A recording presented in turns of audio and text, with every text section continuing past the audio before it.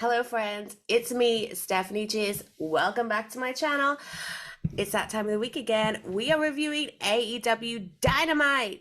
This was the February 1st, can you believe it's February, edition of AEW Dynamite, which was headlined by Darby Allin versus Samoa Joe. But we also saw Jon Moxley versus Hangman Adam Page and Bryan Danielson versus Timothy Thatcher. Now, before we get into the show, let me just remind you, you can find me on Twitter, Instagram, and TikTok at Stephanie M. Chase. If you look in the links in the description, you can see my Patreon and my OnlyFans if you want to show some support for this channel and my work and help keep it going.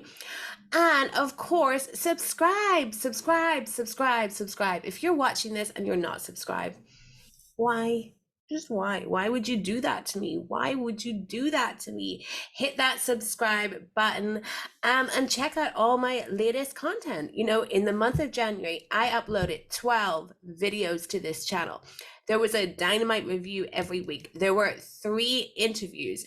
And then there was some like miscellaneous fun stuff, like when I showed you all those amazing toys I collected as a kid, or when I told you all about that year I had going to AEW shows. I also uploaded a review of the Royal Rumble. Yeah, did you enjoy the Royal Rumble? I enjoyed the Royal Rumble. I always enjoy WWE Royal Rumbles, but I did particularly enjoy this one, this year's one. So go check that out as well. More WWE content coming your way, despite the Miss Dynamite sign in the background. Don't get it twisted. I love all wrestling. And there will be more of that to come in the month of February. This channel uploads at least 3 videos a week, so it is worth turning on those notifications to see every time a new one drops. Yesterday, I put out my interview with Tom Hannafin from Impact Wrestling. You might remember him as Tom Phillips in WWE, but now he is Impact's lead commentator, and he's absolutely a delight to talk to. I love talking to wrestlers, of course, but I love talking to people in the wrestling business who aren't wrestlers. So he was a really, really great get for me. And I think if you check out the interview, you will really enjoy it as well. So yeah, hit that subscribe button, turn on those notifications, and let's just keep getting bigger and better in 2023, because I have so many freaking ideas. Like, it's insane. Like, I had to stop.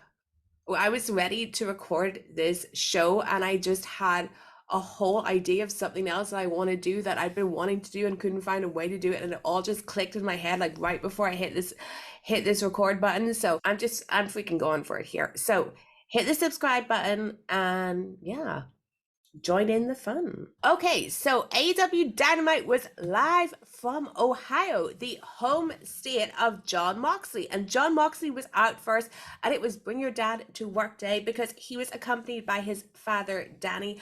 I thought this was very, very sweet. I think Danny is the second non-wrestler father to be on Dynamite, followed by Ted Irvine. And I remember that because I once won a game that was about trying to name every person that had appeared on both Nitro and Dynamite, and I won it with Ted Irvine. So anyway, Danny is out there following Jon Moxley. Wheeler Yuta's there as well.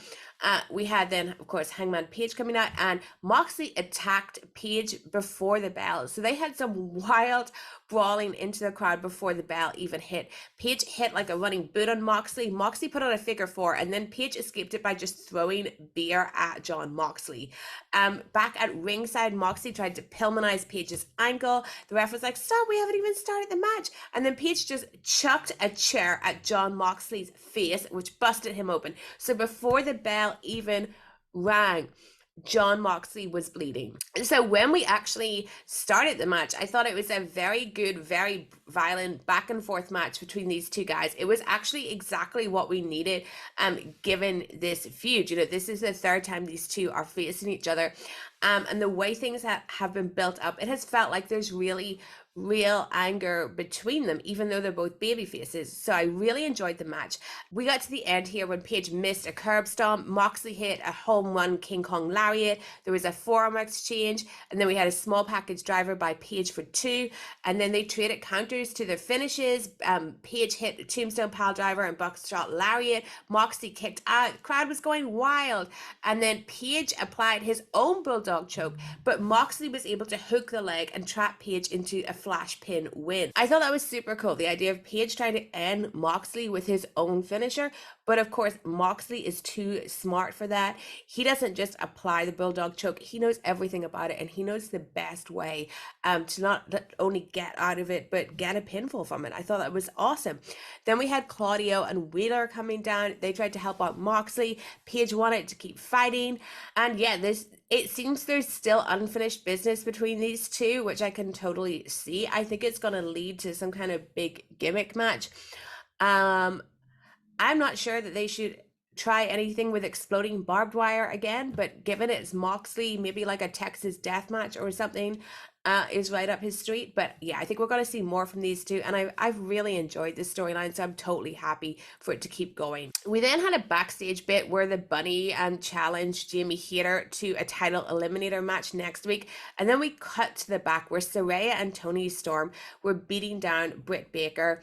And then Jamie had to go off and save them. Wasn't a big fan of this bit. There's some quite dodgy acting going on. And it's just funny, like the Saraya Toni Storm turn has like not only happened so quickly, even though they were all like Saraya was always suddenly a heel, but now it's like they're going to the most extreme, like completely beating down Britt Baker in the parking lot, being totally evil, doing these faces to the camera. And I'm still not sure that like this is the best way to go with the Britt Baker character here, but we'll see.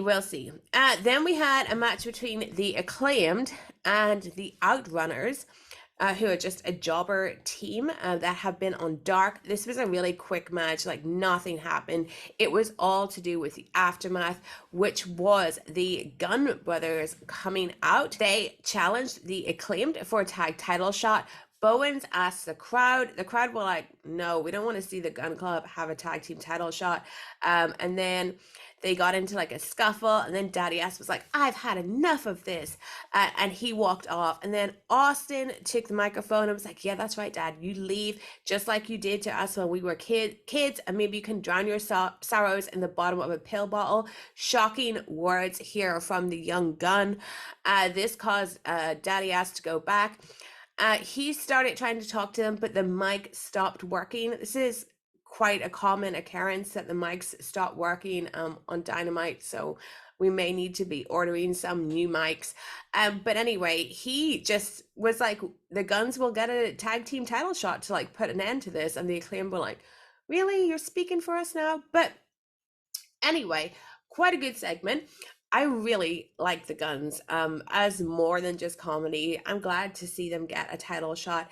The status of Billy Gunn, I'm not sure. Like there could be a turn here where he goes back to his sons. I'm not actually sure if that's a good idea or not. I think there is some steam left in the Acclaimed Daddy Ass pairing. They just have to be careful with it. So I'll be interested to see how this one goes. Then we had Alex Marvez with Jungle Boy, who just attempted to break all our hearts by basically saying like, that fling I had with Hook was fun, but I need to go do things on my own now. He's looking for a singles title. I don't know if this is actually really the end of Jungle Hook.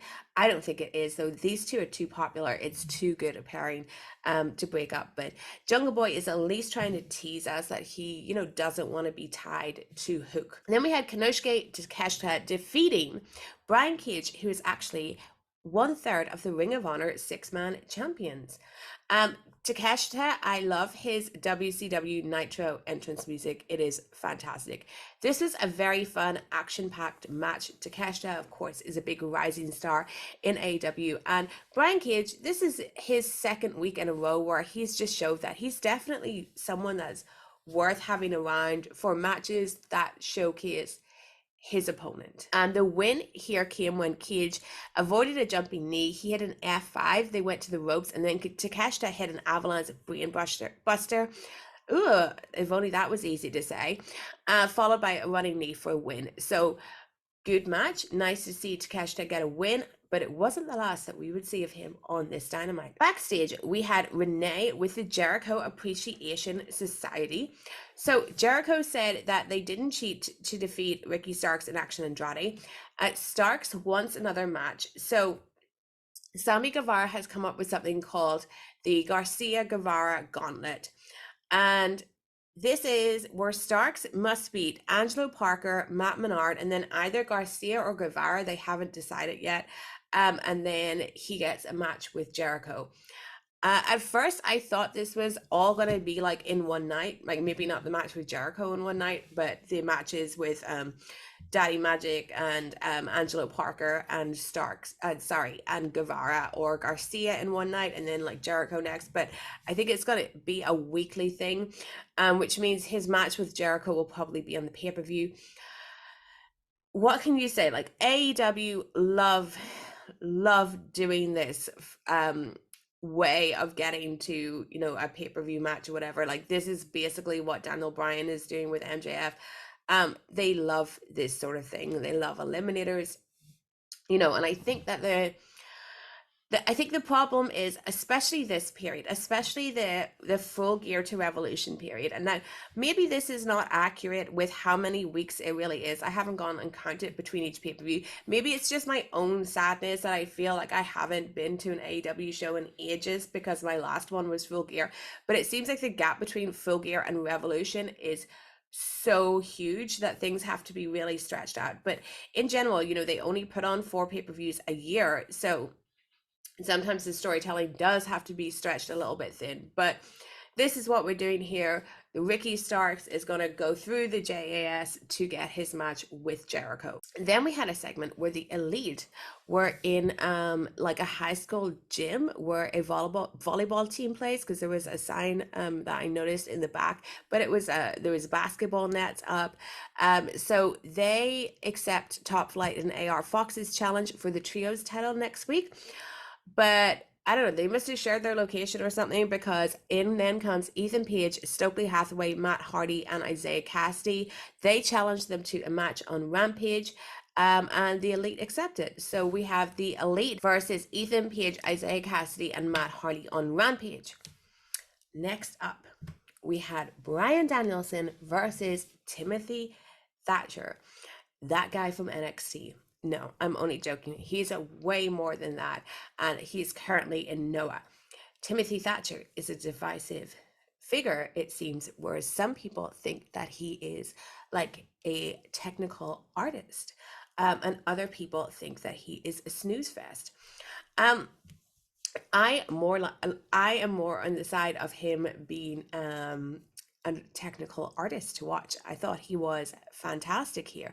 He was also proper mugging for the camera, which I thought was really great. It was like he was doing this like super, you know, serious technical wrestling and then doing these like crazy exaggerated facial expressions. But Timothy Thatcher, submission specialist, very old school guy. He was perfect to bring in for Bryan Danielson, who had his arm injured last week. And of course, MJF is wanting him to be incapable of facing him at Revolution if he does make it that far in what will be an Iron Man match. So they were doing some very good back and forth technical wrestling here, with Thatcher zeroing in on this arm. Then there was a ref bump, and MJF came out with his diamond ring. But then Takeshita, out of nowhere in a hoodie, attacks MJF. They brawl to the back. Then when the ref recovered, Thatcher had his Fujiwara armbar on, but Danielson got to the ropes. There was a belly to belly, and then Danielson managed to avoid a second attempt and hit a release German and Busaki knee for the win. So really good match, great showing from Timothy Thatcher. He's a bit of a Marmite wrestler, but I do like him a lot, and I think that, you know, there's always a spot for a guy like Timothy Thatcher. Backstage, MJF and Takeshita are still brawling. Then Renee steps in between them and it says that Tony Khan has signed a title eliminator between the two of them for next week. MJF not happy with that news. So interesting to see that MJF is going to be wrestling next week, because we don't really get MJF wrestling on TV. So it's a big deal. It's a huge spot for Takeshita, as how the Bryan Danielson MJF storyline is going, well, we might as well say now that next week he will be facing Roosh. And we saw another segment where MJF gave a briefcase of money to Roosh to, you know, get him to rip off Danielson's arm and beat him with it. He'll get more money if he actually achieves that.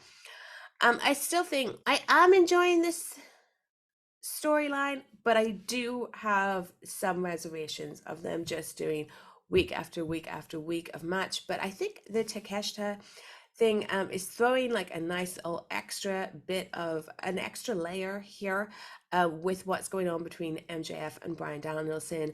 I think his match with Roosh will be really good.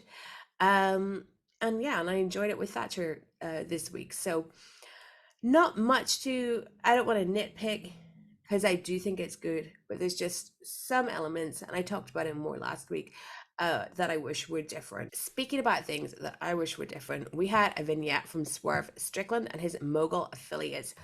So he has now named the tattoo man. The tattoo man name is Trench. So he was talking about Dustin Rhodes.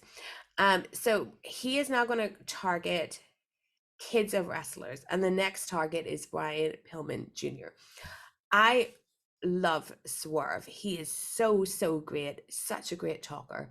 And I like here that he brought up Nepo babies.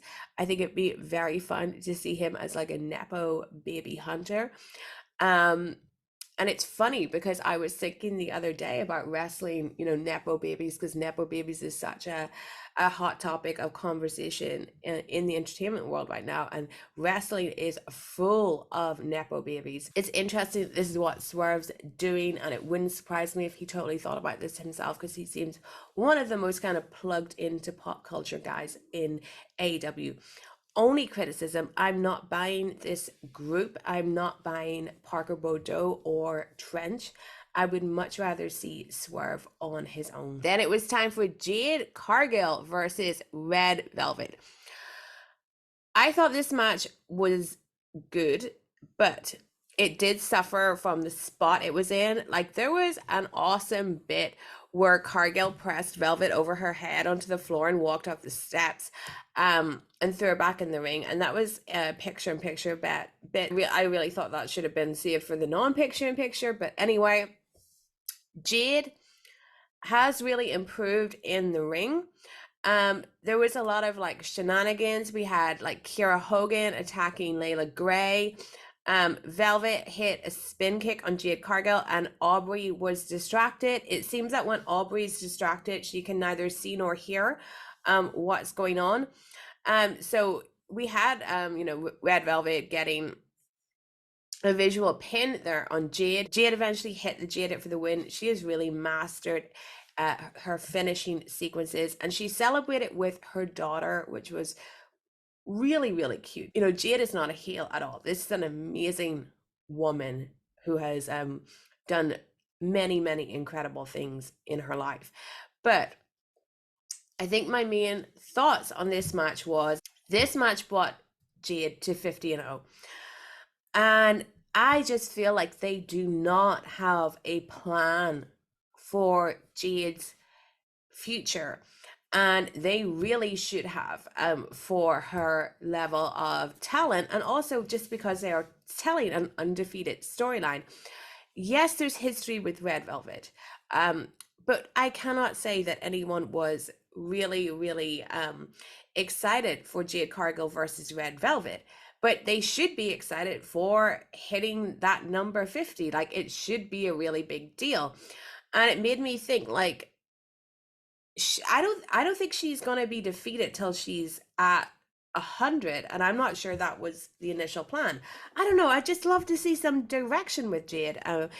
She's off on like a total island where her matches don't really matter. She just wins them, and it's a slow build, you know, to get her up there in the numbers. I mean, maybe they can do more now that they're doing house shows. We can get Jade on there to get rack up those numbers. But yeah, I just feel like I just don't think that there is the proper plan in place for Jade, and I think she deserves to have some real thought and planning put into what they are doing with her as the title holder, her character, everything.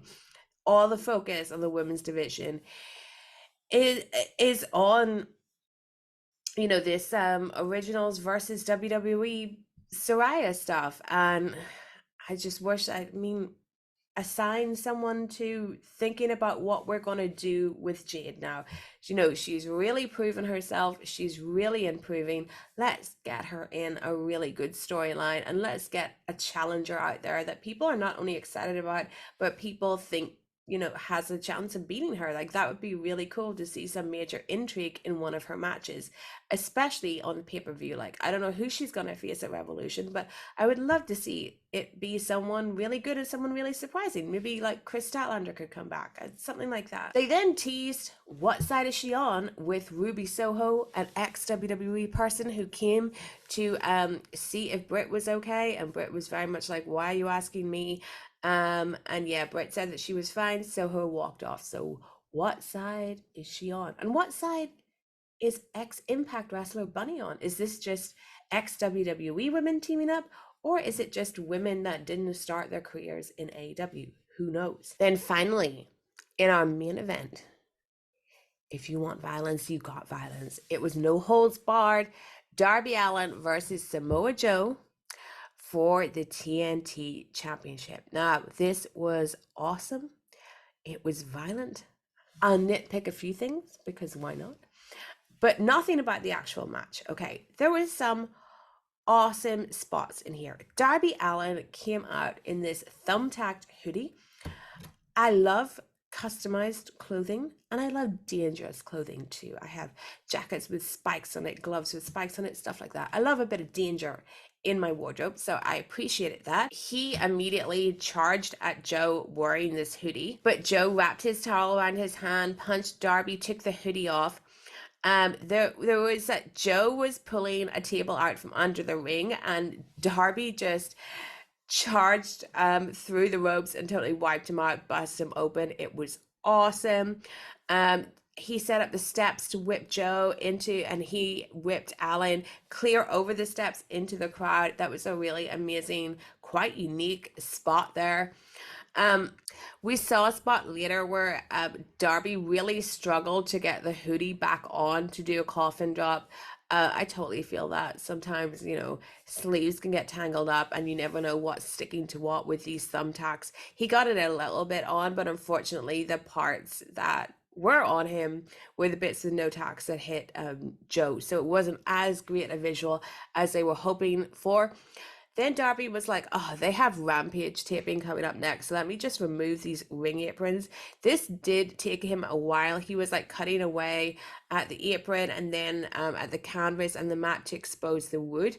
I think how they saved this was that all that time Joe was able to recover, and he managed to sucker Allin into diving through the ropes, and he missed him and he went through a table. So I thought that was a very good like cover up for what Darby was doing. Back in the ring, Joe powerbombed Allin on the thumbtack hoodie. He wrapped it around his face, but Darby fought back. He went for a coffin drop, but Joe hit an avalanche muscle buster on the exposed wood, and he won.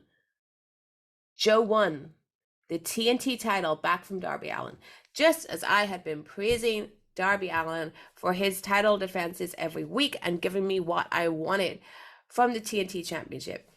I can't say I'm 100% behind the decision to put it back on Joe, who is also the Ring of Honor TV champion, King of TV.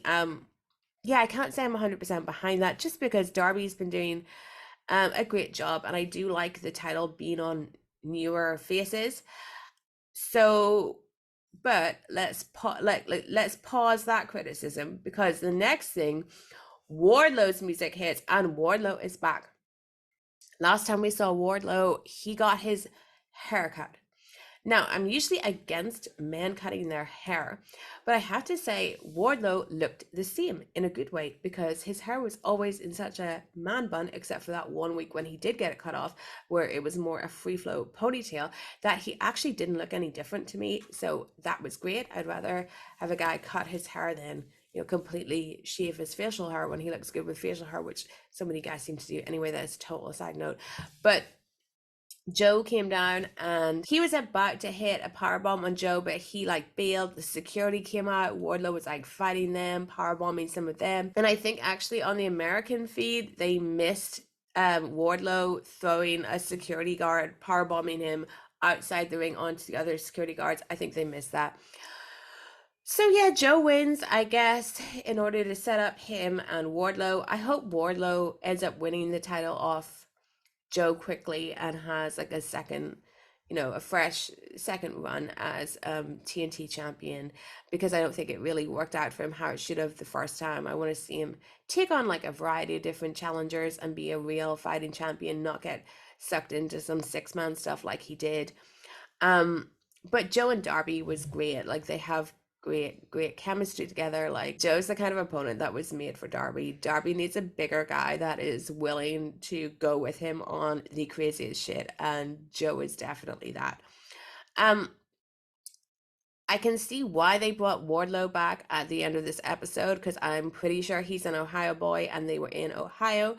But the ending, like Impact, did seem pretty rushed. It seemed very, Dynamite-y to get as many things on the show as possible, but I still liked it. And Darby has been a great TNT champion, so some sadness there, but it is nice to see Wardlow back. As for who I was the biggest fan of this week, I'm going to give it to Darby. I've given it to Darby before, and I think it was before when he had a match with Samoa Joe and Dynamite.